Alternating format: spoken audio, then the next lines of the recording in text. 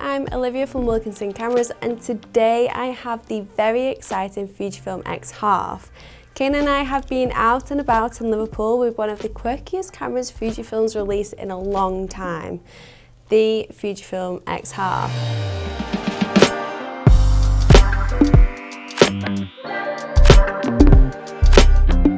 Now, at first glance, it's tempting to dismiss this as just another stylish toy camera, but actually it's doing something a bit more interesting than that. We spent the whole day exploring with it. I shot some portraits with it at the weekend, and Alex gave it a bit of a social spin with her friends. And honestly, it's a camera that invites you to approach photography in a totally different way. The Fujifilm X Half is aimed, well, I would say, at a younger creative audience, those who are more interested in the experience of photography than the technical specs behind it. Think of Gen Z film lovers, casual content creators, and anyone who enjoys documenting life in a thoughtful, playful way. It's not built for pixel peeping photographers, but rather for people who appreciate the charm of imperfection, enjoy experimenting with style, and want something that feels tactile and fun. The nostalgic aesthetic, the physical film advanced lever, and the in-camera film simulations are all designed to mimic the emotional pull of shooting on film without needing to actually develop anything. If you're someone who enjoys snapping memories or just want a camera that encourages a more deliberate moment-by-moment approach to everyday life, the X Half fits the brief. Let's start with the basics. The Fujifilm X Half is a very compact digital camera with a fixed 32mm equivalent f2.8 lens. The 17.74 megapixel 1-inch back illuminated CMOS sensor is vertically orientated, which gives your shots that tall film strip feel, which is very reminiscent of half-frame film cameras from back in the day. In fact, that's kind of the whole point here. Fujifilm isn't trying to sell this on as technical perfection. They're leaning into nostalgia, the imperfections, and the fun of just going out and taking pictures without overthinking anything. That said, there are some things you should know before jumping in. Firstly, it's JPEG only, there's no RAW shooting, so what you get out of the camera is what you're working with. For some, that'll be freeing. For others, especially those used to tweaking in Lightroom, it could feel a bit limiting. And that's definitely me. I won't lie, I found this quite challenging. There's nothing worse than spending a whole portrait session with a model and you've only come away with some decent-ish shots. But in fairness, Fujifilm's colour science is lovely and the film simulations are, as always, a strong point. And it actually proved me very wrong. I loved the results from the portrait shots I got with it, and it allowed me to shoot from a different perspective and really work with my environment. One of my favourite features is the 2-in-1 frame, but using one frame for a wide still and the other as a video that can add some form of motion to it. This was a very fun feature that I will uncover more of in just a moment. Speaking of film simulations, there are 13 of them here, including favourites like Classic Chrome, Astia, Acros, along with 19 filters for more dramatic effects. Some are genuinely lovely, others feel a little over the top, but if you're into that dreamy, imperfect aesthetic, you'll probably love playing around with them. One I especially loved, and I think Kane did as well, was the portrait shots with the light leak. It just adds a bit more creativity to the shots. When Kane and I went to Liverpool, we used the mirror effect on some architecture and that worked perfectly for that. Now, a big part of the X Half's charm is the film camera mode. This is where things get a little silly, but in the best way possible. You choose how many shots you want on your virtual roll, 36, 54 or 72, and the camera makes you wind a pretend film lever between each shot. You also lose the digital preview and touchscreen controls, which means you're forced to trust your eye and the little optical viewfinder. Kane and I did a little challenge with it. We shared 36 shot roll and was timed at 10 minutes to capture the best shot. This was super fun, but also quite stressful. We was forced to get creative on the spot and look for things that might tell us a story within our location. We'll have that video coming out in the next few weeks, so keep an eye out on our channel. It's not for everyone, but if you've ever shot a roll of film, there's something oddly satisfying about slowing down and committing to each frame.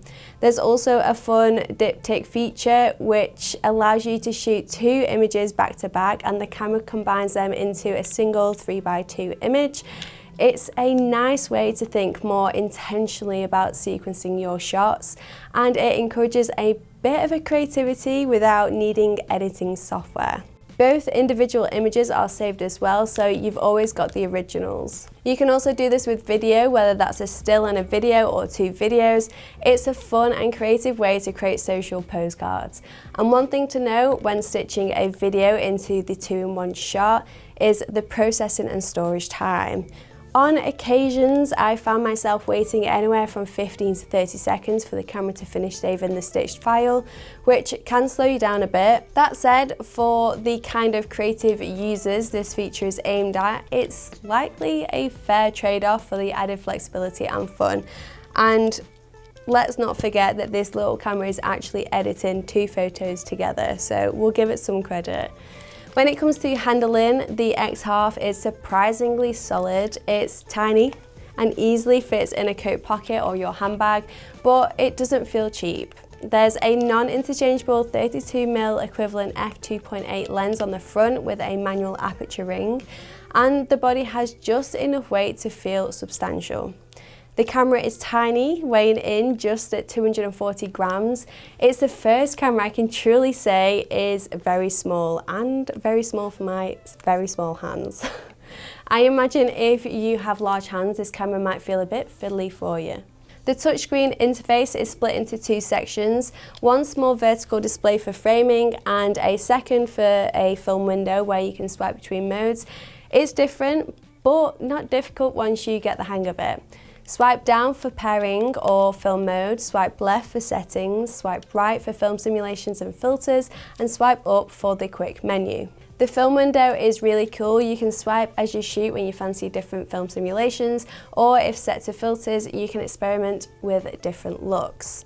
On the top of the camera, you have a cold shoe, which is a bit of a shame because that means you can't use external flash or mics, but you can use it to hold optional accessories like LED lights or a phone mount if that's something that you do. The X Half takes a single SD card slot, which is perfect for the camera of this size. On the side, you have a USB-C charging port, which can also be used for headphones. Above the port, you have a flash on-off switch, making it very easy to use. On the top of the camera, you have an exposure compensation mode dial and a lever, which can be used to stitch your images together. Press and hold to review your image, or when in film mode, wind the film onto the next shot. On the back, you have a stills movie switch, making it very easy to transition between the 2, and a playback button. There's an optical viewfinder on the left side that has a slight magnification compared to what you see on the LCD monitor, so bear that in mind when framing your shots. Speaking of the LCD monitor, it's a 0.92mm 2.4 inch touch screen colour LCD monitor, so not the best quality, but good enough for the purpose of this camera. There's also a somewhat controversial built-in LED flash on the front, designed to replicate that trendy point-and-shoot style flash look. Think nightclubs or nights out with friends. Personally, I don't think it's quite strong enough to pull it off, but if you're just snapping selfies, then bump up your ISO and you'll be absolutely fine. But if you're chasing that classic punchy flash aesthetic, you might find it a bit overwhelming. Underwhelming. Battery life, though, is very good. It uses Fujifilm standard NPW126S battery and claims up to 880 shots per charge when using the optical viewfinder. That's well above average for a camera of this size, and in the real world use, we went through one battery about 3/4 through the day, and that's putting this camera through its paces. So for generic photography, general day-to-day, you'll be absolutely fine.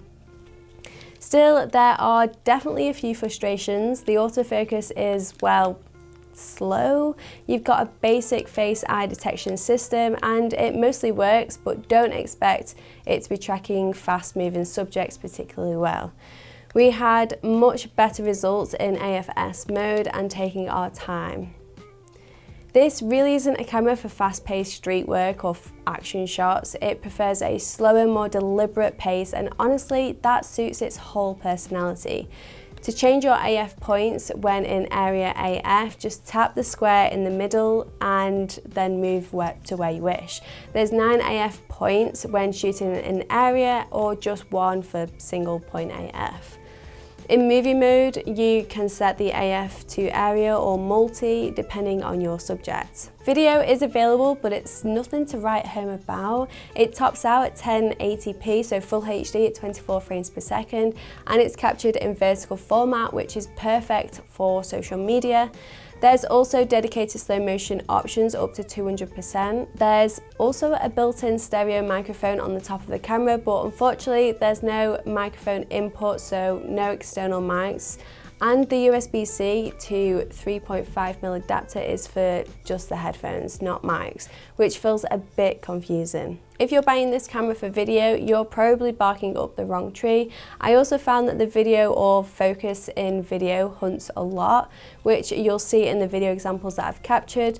Whether this adds to the creative effects or not is down to your personal taste. Let me know in the comments.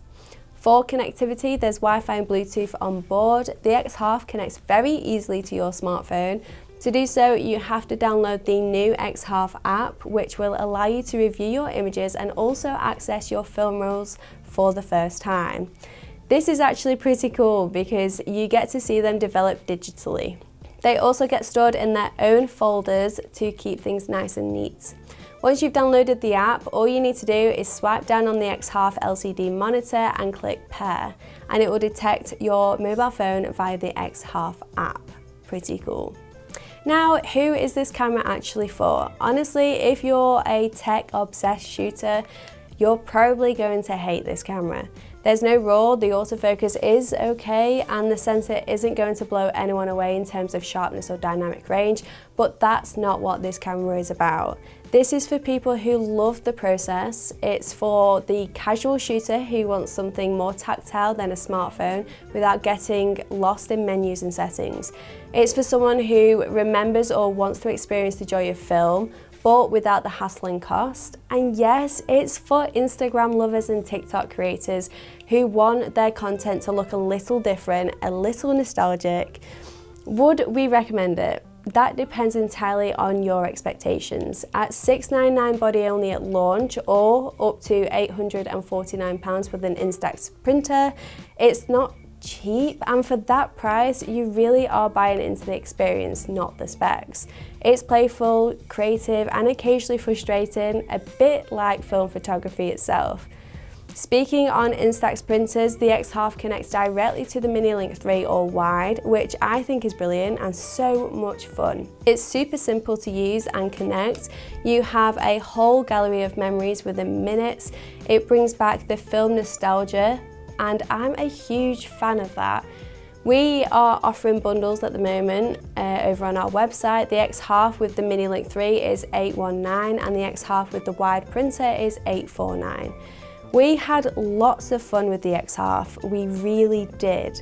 Walking around Liverpool, snapping off frames, flicking the lever and wondering how the shots would turn out. If you're someone who values the feeling of taking photos as much as the final image, someone who wants a camera that slows you right down and helps you see the world a little differently, then the X Half might be your new favourite companion. Thanks for watching. Let us know in the comments what you think. Is the Fujifilm X Half a creative breath of fresh air or a step too far into nostalgia? And if you've got any questions, pop them in the description in the comment section below and we'll do our best to answer them all. Please don't forget to like, comment and subscribe for more videos, and I will see you in the next video.